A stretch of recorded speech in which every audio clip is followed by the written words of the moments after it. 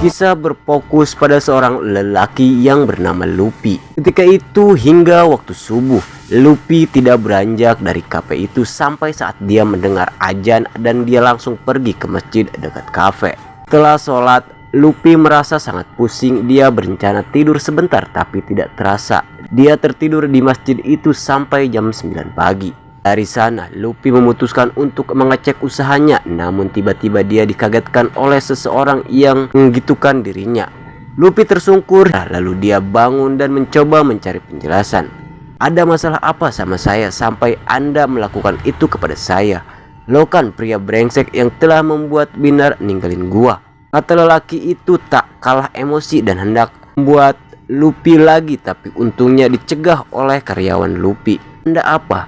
Anda itu siapa? Gue ayah dari anaknya Binar dan dia membuang gue demi lu, brengsek. Luffy mengerutkan dahinya. Dia bingung sebenarnya apa yang terjadi pada Binar. Luffy mencoba tenang dan mengajak lelaki itu bicara tanpa emosi.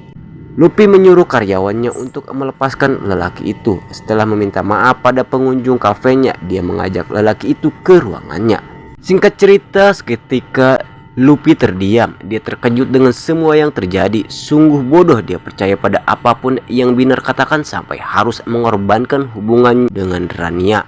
Luffy tampak memikirkan sesuatu walaupun hatinya sedang hancur, tapi dia juga masih punya rasa peduli. Mungkin orang menilai Luffy sebagai pribadi yang tak berpendirian, tapi itulah dia. Dia tak menyesal menjadi orang yang terlalu gampang dibodohi. Dia hanya ingin terus berbuat baik.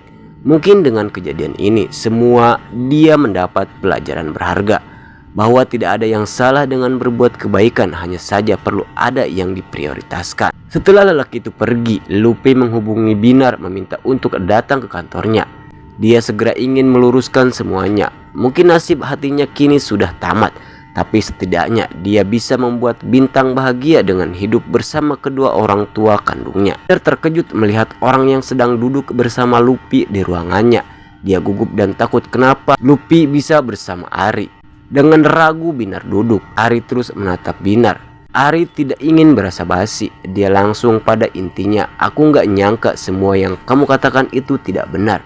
Jujur aku sangat kecewa. Aku udah mengorbankan banyak waktuku buat kamu dan Bintang. Bahkan sampai aku harus kehilangan Rania.